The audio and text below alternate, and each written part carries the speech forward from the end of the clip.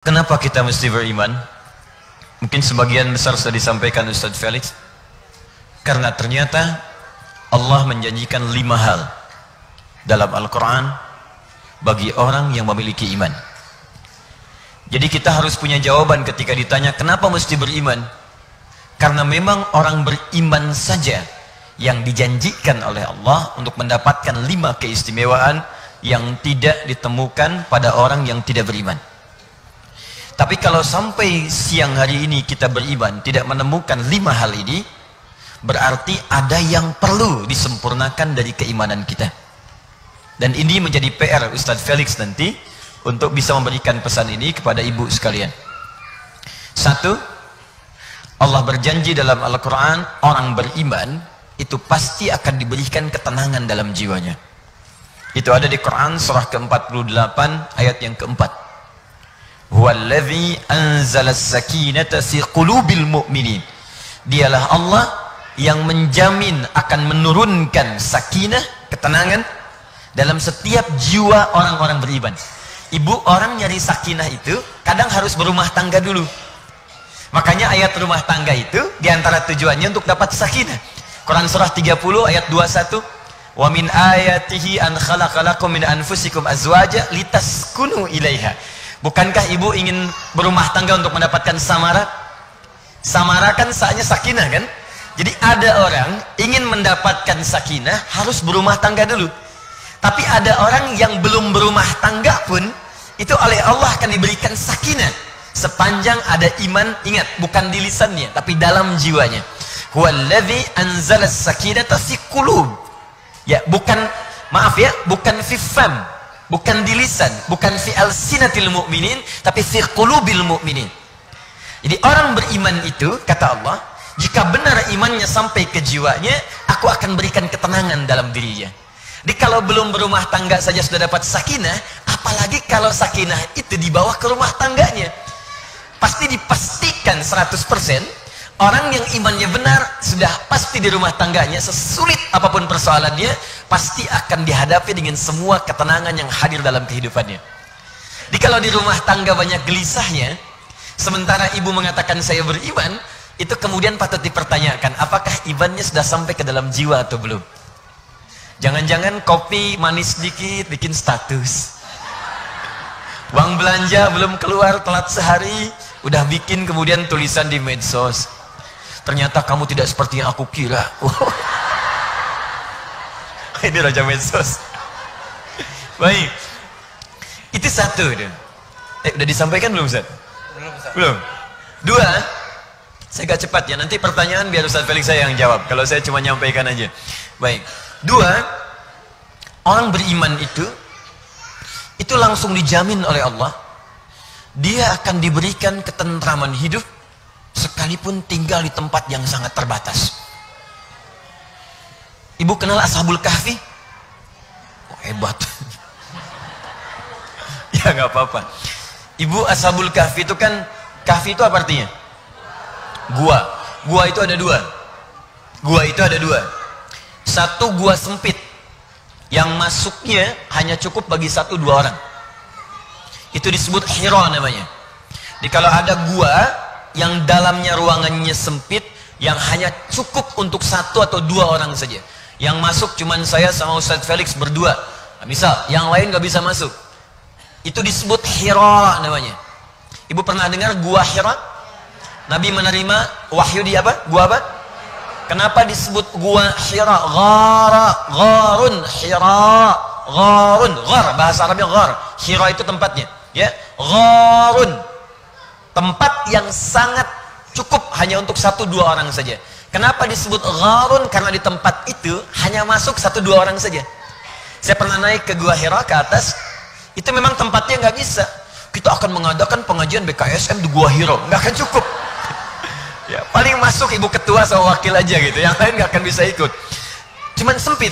Tapi kalau yang di gua itu cukup luas dalamnya, bisa masuk 5 orang, 6 orang, 7 orang, 8 orang, maka nanti akan berubah namanya dari gharun jadi kahfun, kahfi. Misal Nabi pernah dengan sahabat Abu Bakar di Gua Thur. Buka Quran surah ke-9 ayat ke-40. Ya. Idhuma fil ghari idh yaqulu li sahibihi la tahzan innallaha ma'ana. Ketika Nabi dikejar oleh orang-orang kafir Quraisy, bahkan sempat akan dieksekusi, lalu bersembunyi di dalam gua yang masuk cuma 2 orang, Nabi dengan Abu Bakar saja, karena yang lain gak bisa masuk, tempatnya sempit. Makanya kata orang-orang kafir, ini mustahil Muhammad SAW masuk ke sini.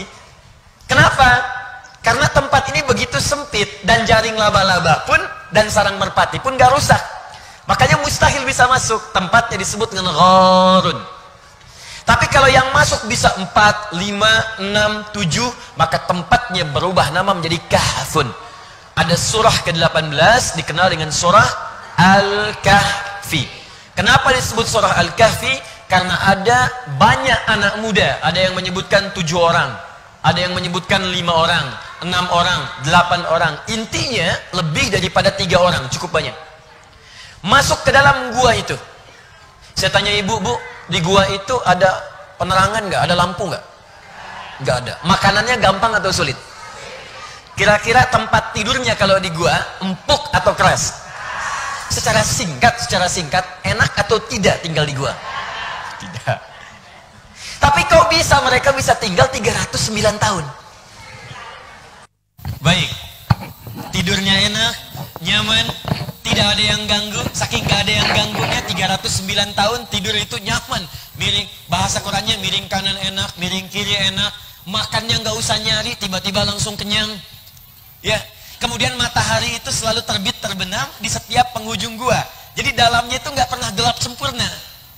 Terang, remang, enak, tidurnya nikmat sekali. Apa rahasia? Tinggal di gua pun bisa nikmat sampai ratusan tahun. Apa rahasianya? Rahasianya ada di surah gua Al-Kahfi ayat ke-13. Perhatikan kalimatnya. Quran surah 18 ayat 13, posisi paling kiri di pertengahan. Perhatikan ayatnya. Saya agak cepat. Nahnu naqussu 'alaika naba'ahum bil haqq. Saya akan kisahkan, kata Allah, kisah para pemuda yang tinggal di gua untuk berlindung dengan sebenar-benarnya. Bagaimana mereka bisa tinggal di gua dengan nyaman ratusan tahun? Perhatikan baik-baik kalimatnya. Dan di sini poinnya. Innahum amanu bi rabbihim. Karena mereka punya iman yang sangat kuat dalam jiwanya kepada Allah Subhanahu wa taala. Wa zidnahum huda.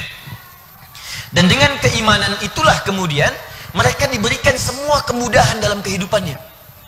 Jadi bu, kata Al-Quran tuh begini, kalau iman itu kuat dalam jiwa, maka tinggal di tempat sederhana pun, hidup terbatas pun, itu akan nikmat.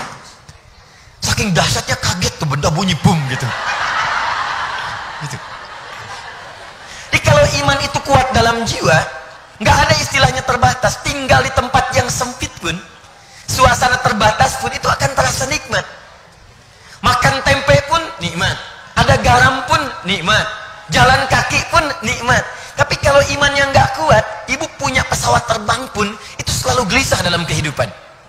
Istana semewah apapun, kalau ketenangan, keimanan nggak ada dalam jiwa, itu otomatis hidupnya akan penuh kegelisahan. Nih kalau ibu mau tahu nih sederhananya begini, ibu pilih mana? Ingat ya, nggak ada pilihan ketiga dan jangan maksa. Maksa saya keluar sekarang. Lihat sini, kaya tapi gelisah atau miskin tapi tenang, pilih mana? Ya saya bilang, pasti pilih yang ketiga.